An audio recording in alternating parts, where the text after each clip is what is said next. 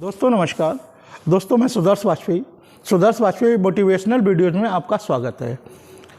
दोस्तों आज जिस विषय पे मैं आपसे चर्चा करने जा रहा हूँ वो विषय मैं जो एक स्टोरी सुनाऊंगा उसके बाद में आपको खुद अंदाज लग जाएगा मैं क्या आपसे कहना चाह रहा हूँ और किस विषय पे मैं आपसे चर्चा करना चाहता हूँ। दोस्तों ये कहानी है लगभग आज से 2 साल पहले आप कह सकते हैं, जब पहली बार कोरोना ने पूरे विश्व में दस्तक दी थी, जिसका प्रभाव धीरे धीरे हमारे भारत में भी फैल गया था। एक लड़का था, उम्र होगी 14 साल के करीब की होगी, बहुत ही हंसमुख था, पढ़ाई में बहुत तेज था। उसके पिता एक बहुत ही सक्सेसफुल बिजनेसमैन थे और उन्होंने अपने बिजनेस की दम पे बहुत कुछ एसेट्स जोड़ लिए थे। बहुत अच्छा मकान था, कार थी, मतलब हमारे जीवन के लिए जो संसाधन जरूरी है आज के टाइम पर, वो सारे संसाधन उन्होंने अपने इकट्ठे कर लिए थे अपने उस बिज़नेस की दम पे। और ईश्वर का आशीर्वाद था कि बिज़नेस भी उनका बहुत अच्छा चल रहा था। लेकिन अचानक जब कोरोना दस्तक देता है हमारे देश में और उसका प्रभाव पूरे भारतवर्ष में फैलने लगता है, तो इसकी चपेट में उस लड़के के पिता भी आ जाते हैं। उनको पहले बुखार हुआ, फिर वो हॉस्पिटलाइज्ड हुए, डिक्लेयर हो गया, कोरोना हो गया उनको। बट सबसे बड़ी दुख की बात यह है कि फिर वो हॉस्पिटल से वापस नहीं आ सके। वहीं से उनका अंतिम संस्कार किया गया। अब सबसे दुखद पहलू यहीं से शुरू होता है। लड़का चूँकि छोटा था, लड़के की माँ जो थी वो बहुत ज़्यादा पढ़ी लिखी नहीं थी, बाहर उनका निकलना बैठना ज़्यादा नहीं था, व्यापारिक समझ नहीं थी, जो कुछ भी कर रहे थे उसके पिता ही कर रहे थे। इसका इफ़ेक्ट ये हुआ कि बिजनेस तो बंद हो गया। बंद होने के बाद में अब परिवार को तो पता नहीं था कि बिजनेस में कहाँ से लेन देन हो रहा है, क्या लायबिलिटीज है। उसके पिता के ख़त्म होने के बाद लगभग 6 महीने बाद में वो लोग आने लगे जिनके उनके पिता के व्यापारिक लेन देन थे। अब मरने के बाद में तो कुछ कहा ही नहीं जा सकता, कौन आके दरवाजे पर खड़ा हो जाए और कह दे कि मेरा कितना पैसा बकाया है। होता कुछ और बताता कुछ और है। आर्थिक स्थिति, क्योंकि इनकम का सोर्स तो एक जो था वो बंद हो चुका था, कमाने वाला व्यक्ति एक ही था घर पे। अब आर्थिक स्थिति धीरे धीरे ख़त्म होने लगी, जो एसेट्स थे वो भी बिकने शुरू हो गए और इस हद तक ये लास्ट स्टेज ये तक आ गई कि जो उनका बहुत ही खूबसूरत मकान बना हुआ था वो भी बिकने की कगार पर आ गया, क्योंकि लायबिलिटीज इतनी थी। अब उसमें कितनी सच थी कितनी नहीं थी, फिलहाल दरवाजे पर जो भी आता उसकी माँ को उनसे कमिटमेंट करना पड़ता कि आप मुझे कुछ समय दीजिए, मैं आपको पैसा दूंगी। अब बेटा अकेला था, सभी लोगों से दुश्मनी भी नहीं ली जा सकती थी। अब शायद आप कुछ हद तक मेरी बात को समझ पा रहे हों मैं क्या कहने जा रहा हूँ। ये जो मैं कहने जा रहा हूँ वो है इंश्योरेंस, लाइफ इंश्योरेंस। दोस्तों अगर उस लड़के के पिता ने इंश्योरेंस के बारे में थोड़ा सोचा होता, लाइफ इंश्योरेंस के बारे में थोड़ा सोचा होता, तो शायद उनके बाद में जो इंश्योरेंस का पैसा मिलता वो उनके बच्चे की शिक्षा में, उनकी पत्नी के लिए आजीविका चलाने का एक साधन हो सकता था। क्योंकि इंश्योरेंस का मतलब ये है जीवन के साथ भी और जीवन के बाद भी। आजकल हम लोग तरक्की तो कर रहे हैं, मेहनत कर रहे हैं, सक्सेस भी हो रहे हैं। जीवन को लग्जरी बनाने के लिए जो फैसिलिटी हमें चाहिए वो सारी हम अपने को प्रोवाइड भी करवा रहे हैं। लेकिन एक चीज़ होती है ना कि हम अपनी फैमिली की सिक्योरिटी क्या कर रहे हैं। क्या हमने मकान बना दिया ये हमारी फैमिली की सिक्योरिटी है? हमने कार बना दी ये हमारी फैमिली की सिक्योरिटी है? ये लग्जरी लाइफ तो हो सकती है लेकिन इसको सिक्योरिटी नहीं कह सकते, क्योंकि आज के टाइम पर मैक्सिमम चीज़ें फाइनेंस पर डिपेंड हो चुकी हैं, लोन पर डिपेंड हो चुकी हैं। आप मकान की बात करिए, आप कार की बात करिए, आप होम अप्लाइंसेस जितने भी हैं, फ्रिज, कलर, टीवी, एसी, इनकी बात करिए, तो ज़्यादातर लोग आजकल फाइनेंस पर डिपेंड हो चुके हैं। अगर आपके इनकम के सोर्स ख़त्म हो जाते हैं या अर्निंग मेंबर जो था जिसके थ्रू पैसा आता था उसके साथ कोई मिसहैपनिंग हो जाती है, तो आप कल्पना कीजिए कि कितनी लायबिलिटीज आपकी फैमिली के ऊपर फिक्स होने लगती है उस व्यक्ति के न रहने के बाद में। ये सब ऐसा नहीं है मैं कुछ स्पेशल आपको बता रहा हूँ, ये सभी लोग इन बातों को समझते हैं, लेकिन अक्सर हम वर्तमान में जीते हैं, अरे कुछ नहीं होगा, हमारे पास बहुत कुछ है। दोस्त, ये बहुत कुछ तब तक है जब तक आप हो। जिस फैमिली के लिए आप बहुत मेहनत कर रहे हो, जिस फैमिली की तरक्की के लिए, अपने बच्चे के एजुकेशन के लिए, अपने परिवार के सपनों को साकार करने के लिए आप बहुत रिस्क लेते हो, बहुत मेहनत करते हो, लेकिन एक पहलू आपको ये भी देखना होगा कि वो सारी खुशियां तब हैं अगर आप, और ये सारी खुशियां कब बेईमानी साबित हो जाती हैं? आपके न रहने के बाद में। सोचना पड़ता है।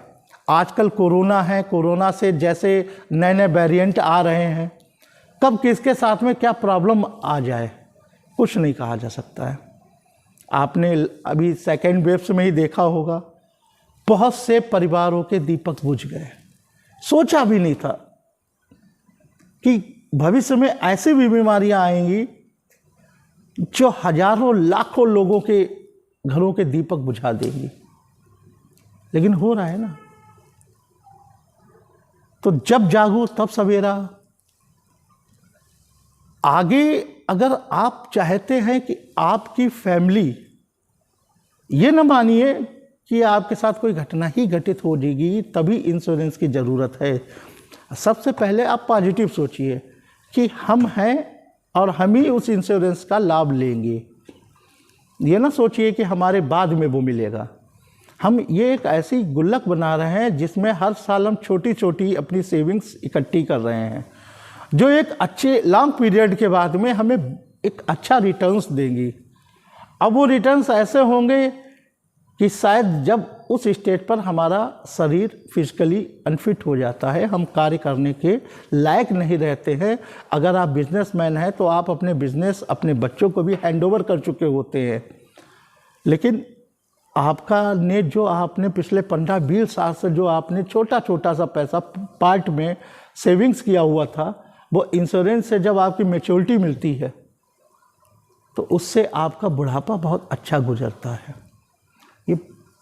ये बुढ़ापा ही नहीं, आपको बीच में जब भी पैसों की ज़रूरत होती तो आपको किसी के सामने हाथ नहीं फैलाना पड़ता है।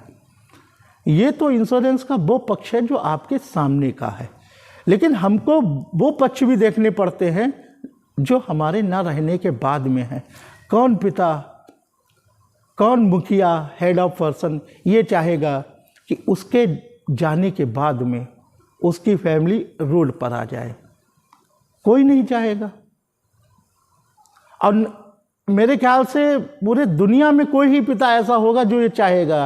अरे जब हम अपने जीते जी अपने परिवार के लिए इतना अपनी हम कंप्रोमाइज़ करते हैं कि हमारा परिवार खुश रहे, उसके लिए हम कितनी मेहनत करते हैं, तो हमारी तो सोच यही होती कि हम अपने फैमिली को वो दे के जाए जो हमारे ना रहने के बाद हमारी फैमिली उसी तरह से जीवन जिए जैसा मेरे सामने जी रही है वो, या जैसी मैं लाइफ उनको दे रहा हूँ। एक छोटी सी स्टोरी और आपको सुनाना चाहूँगा। और आज से जब फर्स्ट वेरिएंट कोरोना का आया था तो एक हमारे मित्र हैं, नाम तो हम आपको नहीं बताएंगे क्योंकि हो सकता है उनकी वाइफ ये वीडियो मेरा देखे तो शायद उनको हर्ट करे। मैं उनसे कई बार मैंने कोशिश की कि वो पॉलिसी ले ले और वो एग्री भी हो गए थे, बट उनकी वाइफ बार बार उसका विरोध करती थी। अरे वाजपेयी जी आ जाते हैं और इनका कमीशन का लालच है, LIC कुछ नहीं होती है, बीमा कुछ नहीं होता है, और मेरे बहुत से रिश्तेदार करते हैं, वो पैसा लेके भागे। मतलब बहुत से एक्सक्यूज ऐसे थे कि कई बार हमारे जो मित्र थे वो लेना भी चाहते थे लेकिन भ्रमित हो जाते थे। लेकिन मैं कोशिश करता रहा। एक बार उन्होंने कहा ठीक है भाई यार पॉलिसी मेरी कर दो, लेकिन मेरी वाइफ को ना पता चले क्योंकि वो फिर बाद में मुझसे झगड़ा करेगी। मैंने कहा चलो ठीक है, क्योंकि मैंने एक सोच रखा था कि भाई मैं कुछ दे ही रहा हूँ, आपसे ले तो नहीं रहा हूँ। और मैंने उनकी पॉलिसी बुक कर दी, उनकी वाइफ को बिना बताए, और ना ही उन्होंने अपनी पत्नी को बताया। पॉलिसी करने के फर्स्ट प्रीमियम ही उनका जमा हो पाया था, उसके 3 से 4 महीने बाद ही फर्स्ट वेरिएंट आ गया कोरोना का। और उसमें उनको नॉर्मल फीवर आया। फीवर के बाद में उनकी जब ज़्यादा ही प्रॉब्लम बढ़ती गई, उनका ऑक्सीजन लेवल डाउन हो गया, तो उनको हॉस्पिटलाइज किया गया और वो हॉस्पिटल में ही एक्सपायर हो गए। ये इतनी बड़ी घटना मैंने अपनी आंखों के सामने देखी थी फर्स्ट टाइम कोरोना की, क्योंकि मैं उनका पड़ोसी भी था। और ऐसा बैड लक था कि कोरोना की वजह से किसी को भी, जो भी परिवार के थे, दोस्त थे, उनको हॉस्पिटल के अंदर नहीं जाने दिया, ना ही उनकी बॉडी को हमको सौंपा गया। हॉस्पिटल वालों ने ही उनका अंतिम संस्कार किया। यह घटना घटित होने के 2 से 3 दिन बाद मैंने उसी डे टू डे ही अपने डेवलपमेंट ऑफिसर को बता दिया। और 2 से 3 दिन बाद जब हमारे LIC से कई अधिकारी आए और सारी बात हुई, और उनको LIC से जो सम मुआवजा था वो उनको दिया गया। जो मृत्यु के बाद के दावे होते वो पूरे किए गए और पूरा क्लेम दिया गया जो मैंने उनको दिए थे, और जितने का उन्होंने बीमा करवाया था। तो उनकी वाइफ बड़ी ही आश्चर्यचकित हो गई, बहुत दुख में भी थी। लेकिन अचानक से जब उनके सामने लाखों रुपए आए, लाखों रुपए का चेक आया, तो उन्होंने पूछा भी ये कैसे क्या। तब मैंने उनको बताया, तब जाके उनको अपनी उस गलती का एहसास हुआ। हालांकि जब मैंने ये पॉलिसी की थी तो मेरा कोई ऐसा मकसद नहीं था, मैं तो ये चाहता था मेरे मित्र अपनी जितना भी ईश्वर ने उनका जीवन लिखा है पूरा ही जीवन जिए। लेकिन जो सृष्टि में जो लिखा हुआ है उसको तो कुछ टाला नहीं जा सकता है। लेकिन फिर भी जो पैसा, जो चेक उनको दिया गया, उस पैसे से वो अपने बेटे और बेटी की एजुकेशन प्लस उनकी एक छोटी सी शॉप थी उसको भी अब कंटिन्यू कर सकती हैं। हालांकि व्यक्ति के जाने का गम तो जीवन भर रहता है, उसकी कमी तो नहीं भरी जा सकती है। लेकिन ये भी सच है कि अगर आप व्यक्ति चला गया और आप फाइनेंशियली फ्रीडम है आपके पास में, अगर आपके पास में पैसा है, तो आप एक रास्ता तो तैयार कर सकते हैं, अपने बच्चों की बेहतर एजुकेशन के लिए कुछ नया सोच सकते हैं, कुछ कर सकते हैं। ये स्टोरी मैं इसलिए सुना रहा हूँ कि कई बार हम जब पॉलिसी के लिए जाते हैं तब हमको उनकी फैमिली का काफ़ी विरोध भी सहने पड़ते हैं। मैं ये नहीं कह रहा हूँ कि आप LIC की पॉलिसी लो, आप कहीं से भी इंश्योरेंस पॉलिसी लो, लेकिन आप ये मान के चलिए कि जिस फैमिली की खुशियों के लिए आप बहुत रिस्क लेते हैं, अपने जीते जी जिस फैमिली को आप दुख में नहीं डाल सकते हैं, उस एक पक्ष ये भी सोच लीजिए, काश, तो ये काश शब्द ना आए, ऊपर जाने के बाद भी पछताना ना पड़े। अब पहली बात तो ये दिमाग में लाइए ही ना अब कि हमारे जाने के बाद का पैसा है, ये एक इन्वेस्टमेंट है जो करना चाहिए, टैक्स सेविंग के लिए करना चाहिए, इन्वेस्टमेंट है, करना चाहिए। हम अपनी जिम्मेदारियों को निभाते हुए, बच्चों की शादी करते हुए हम बहुत पैसा जोड़ते हैं, लेकिन हमारी जिम्मेदारियां पूरी होते होते पैसा भी बहुत ज़्यादा खर्च हो जाता है। बेटे की शादी हुई, बेटी की शादी की, उनकी एजुकेशन पूरी की, बहुत जो हमारी सेविंग्स होती हैं कई बार हमारी स्टेज आते आते वो ख़त्म हो जाती है। और जिस स्टेज में हमको पैसे की सबसे ज़्यादा ज़रूरत होती है उस समय हमारे अकाउंट में जो जीरो होता है ना वो कम होने लगते हैं। लेकिन अगर आपने एक राइट डिसीजन लिया तो यही जीरो आपके फुलफिल हो जाएंगे जिस स्टेज में आपको ज़्यादा पैसों की आवश्यकता होती है। मतलब 55 एबव जब आपको पैसों की ज़्यादा आवश्यकता होती है, जब आपके शरीर में तरह तरह के रोग आपको घेरने लगते हैं और आपको डॉक्टर से दवा लेनी पड़ती है, आपको कई बार हॉस्पिटलाइज्ड होना पड़ता है, आपका काफ़ी पैसा उसमें भी खर्च होता है, तब ये पैसा ही आपका बुढ़ापे का सहारा, डॉक्टर का भी सहारा बनता है। लापरवाही ना कीजिए, आप सब एजुकेटेड हैं, फिर भी अभी भी लोग इंश्योरेंस के महत्व को नहीं समझना चाहते हैं। सभी लोग, मैं ही नहीं, बहुत सारे लोग मोटिवेशनल स्पीकर भी कई बार आपको ये चीज़ें बताते हैं। इंश्योरेंस से रिलेटेड जो विशेषज्ञ हैं वो भी इन बातों को कहते हैं, आपको सजग करते हैं। आप अपने जीवन के प्रति गंभीर बनिए। आप सभी चीज़ों के प्रति तो गंभीर हैं, सभी के विषयों पे गंभीर हो रहे हैं, लेकिन जहाँ पे आपका जीवन जुड़ा हुआ है, जहाँ पे आपके परिवार का जीवन जुड़ा हुआ है और उस जीवन से उनकी खुशियाँ जुड़ी हुई हैं, इसमें लापरवाही ना करिए। सावधान रहिए। फिर से थर्ड वेव्स आ रही है, डिस्टेंस का पालन करें, मास्क जरूर लगाएं, गैदरिंग वाली जगह पर अवॉइड करें। बच्चों से भी इस बात का जरूर बोले कि अब थोड़ा पार्क में खेलना बंद करें।